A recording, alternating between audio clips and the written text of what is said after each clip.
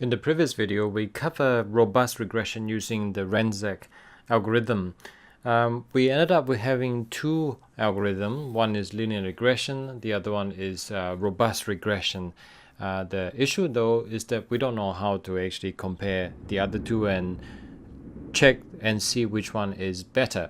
So in this lesson, I am going to go through and cover the method or the methodology that you use to actually compare different models.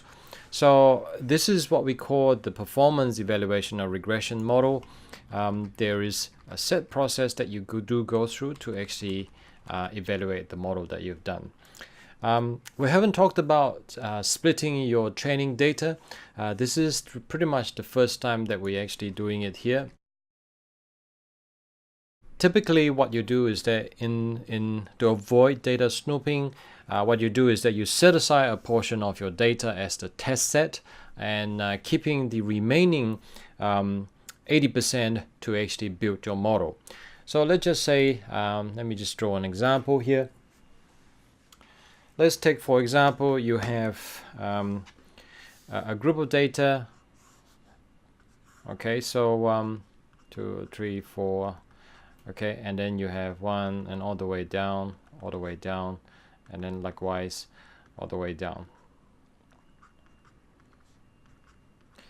Okay, so what this trained test split does is that it takes, let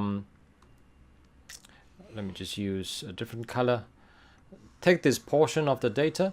Okay, so this could be 80%, and the remaining portion will be 30%.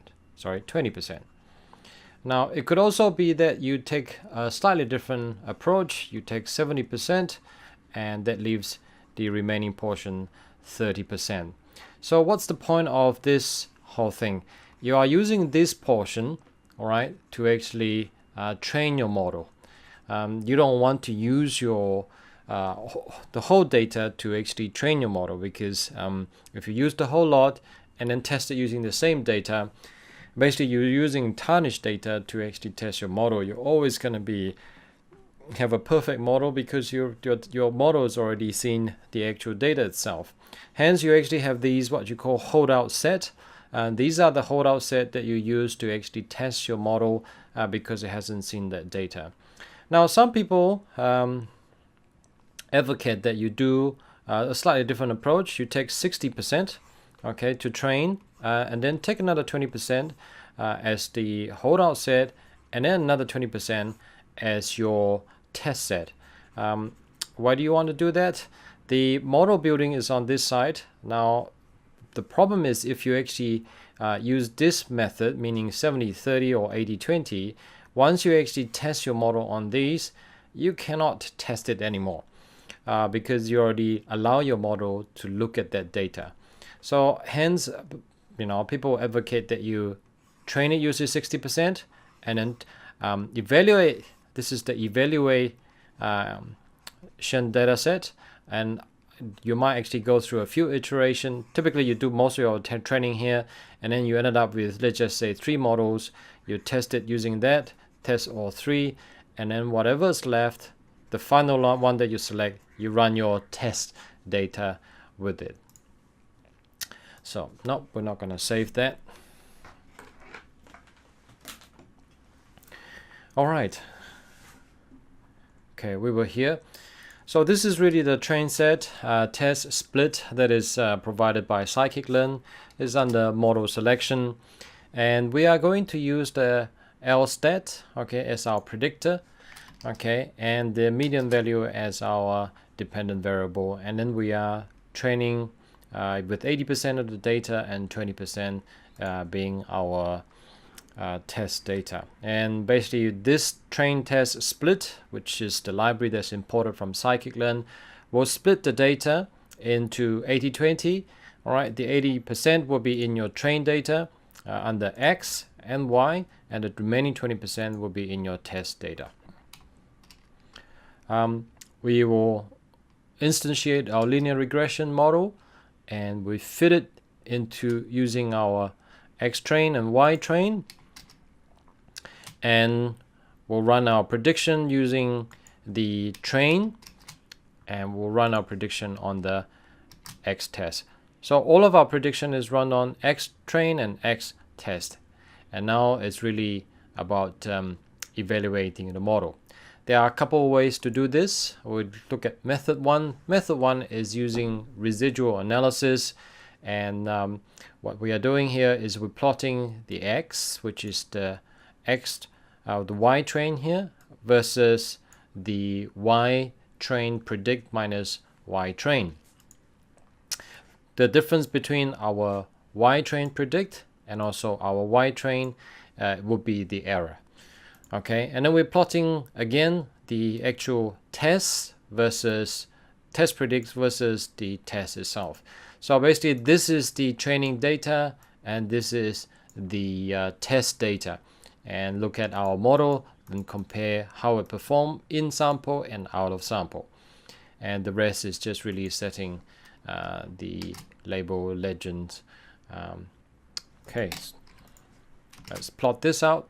Now, if you have a normal model, the model that whereby your model explain all the variability of your data, then it will actually normally will not have outliers that looks like this.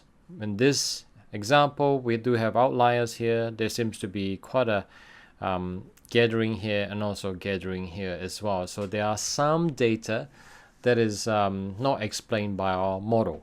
So if you look at the residual analysis, there are certain form of structure, although it doesn't look very linear, but definitely there are some sort of structure in there.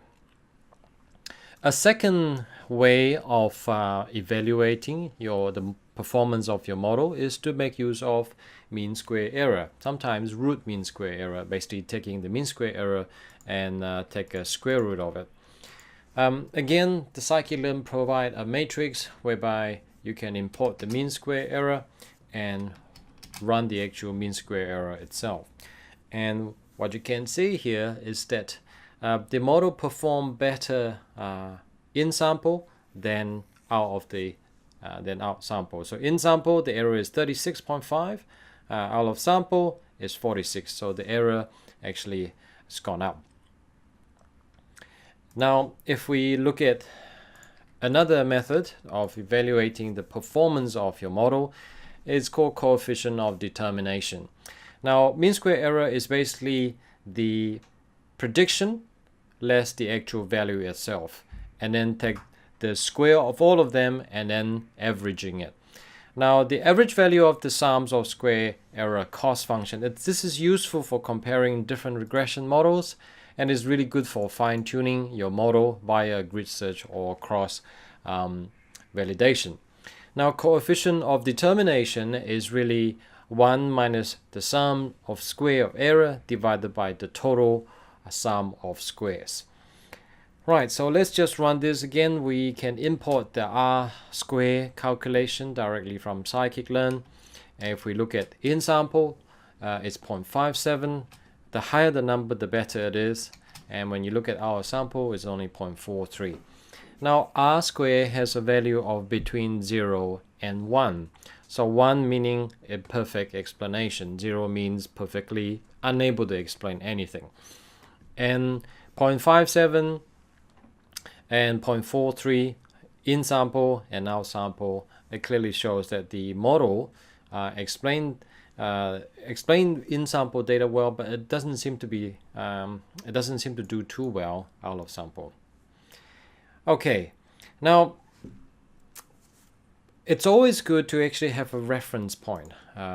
What I mean by reference point is that what we have done so far is applying these three matrix, performance evaluation matrix, on the empirical data and look at the residual. The only issue is that if you haven't seen this before, you don't know what to look out for. Hence, it's always good to actually compare it against a near perfect model and learn from it. So what I'm going to show you is that we're going to show you an old friend. Okay, this old friend you've seen before.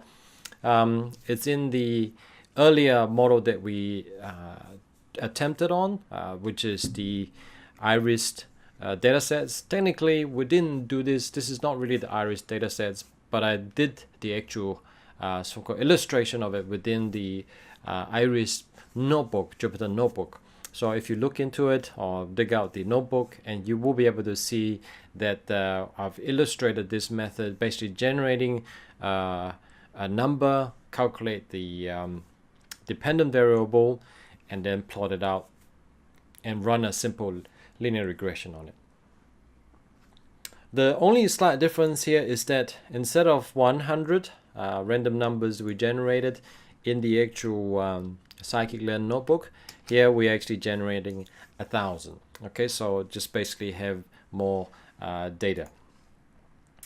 Again, we run the train test split. The slight variation here is that I'm going to keep 70% to train our model because we have more data now, and keeping 30% as our test set. Again, the usual is x train, x test, y train, y test.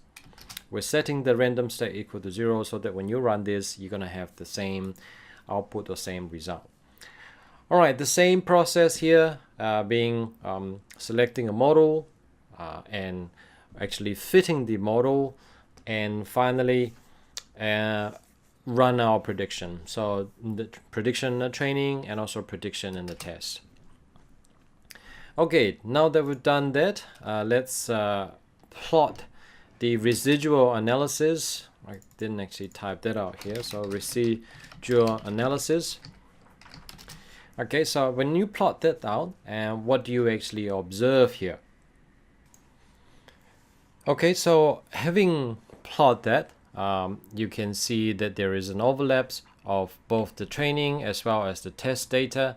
There are some pretty interesting observations that you can see here. The orange star is the test data, and the blue star is the training data. They are pretty consistent, right? You can see that they are actually pretty much in the same range, and the range is between +3 and -3. Now contrast that to the earlier model that we looked at. What do you see? The actual range is substantially larger, +15 and all the way down to -25. And therein lies the difference. And in terms of behavior, the blue and the orange seems to be very similar, although when you're looking at the test data, it does actually have a little bit more outlier, and the blue dot doesn't seem to have such a extreme data observation that is or outlier. So this is actually a healthy and one that near perfect model should look like. Of course, if it's near completely perfect, then you basically have it in on one line. But don't forget that the actual limit of the residuals that we use is actually quite narrow. Okay, because this is range of 3 to -3, whereas this is substantially larger between -25 and 15. And if we set it to the same scale, then you will see that it is substantially squashed.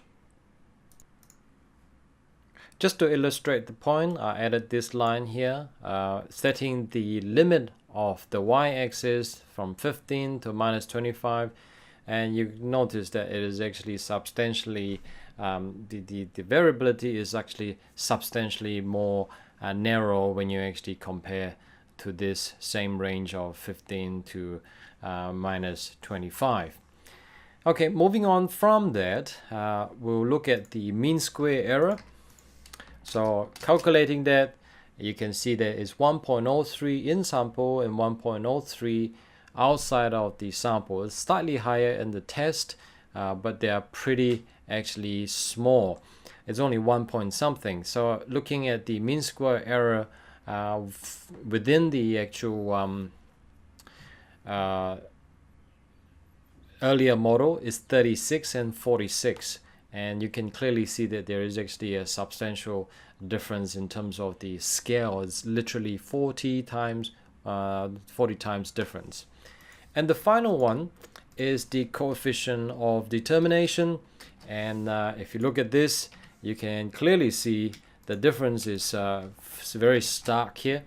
98% variability is explained in sample, and again 98% is explained outside of sample, compared to the earlier model where you have only 57 is explained in sample, data is explained, and once it's outside of the sample of 43, it is not. Only 43 is explained. So the difference is really quite stark. Okay, so before we move on to summarize and end this training, I'd like you to try out the model, the earlier model. Okay, so the earlier model being this one here. Okay, now in the so-called performance evaluation, let me just go over there. What we did use is the LSTAT. Okay, that's only one variable out of the 14 potential variable. Okay, so what happens if you actually try all of them? I'd like you to actually try that exercise.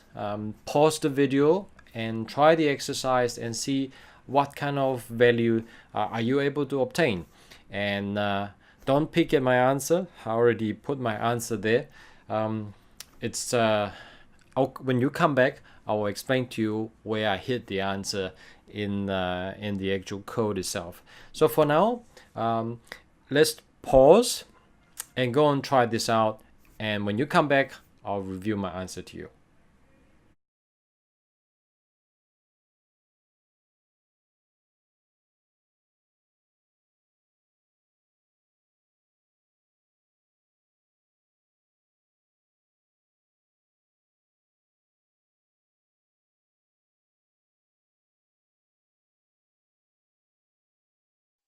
Welcome back. All right, I'm gonna walk through with you my example. Then the difference here is really, this is where the hidden, I just basically put a hash there and comment that out. So I'm gonna run all of these. And if you look at the residual analysis, it's slightly better, not that much better. Although it's slightly less than 15 and 25. There are still some actual variability that's not explained. So let's run the mean square error. Notice that there's actually quite a substantial drop down to 19 and 33 now, compared to 30 and 46 before. So remember 57, 43, if I run that now, is 77 and 58. So clearly there are still some numbers that's not explained, or some variability that's not explained when we run a linear regression with all of the input variables. So there's obviously some variability that is not explained in our data. Nevertheless, however, it's still an improvement from the using single feature as the explanatory variable. So let's just wrap up. So far, what we have explained in this video is about performance evaluation and the matrices that you use to evaluate performance. There are of course others that yet to be covered, such as mean absolute error. There are a few ways to improve your model construction. We use the train test split.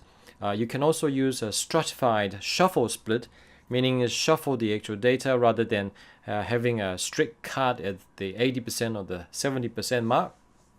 You can also perform some feature engineering to improve your model, combining features, adding, dividing, or designing derivative features. We haven't done any data preparation like missing values, what do we do with them, outliers, what do we do with them and how to treat them. We didn't actually deal with categorical features. Yes, we do have binary, but there's no categorical features, so I didn't show you that. We haven't done any data transformation or feature scaling. We're going to show you in the scikit-learn pipeline. Again, we didn't do any fine-tuning such as grid search and randomized search. And the final one is the ensemble methods, which we will look at in future video. So for now, I hope you have found this tutorial useful. I look forward to seeing you in the next video.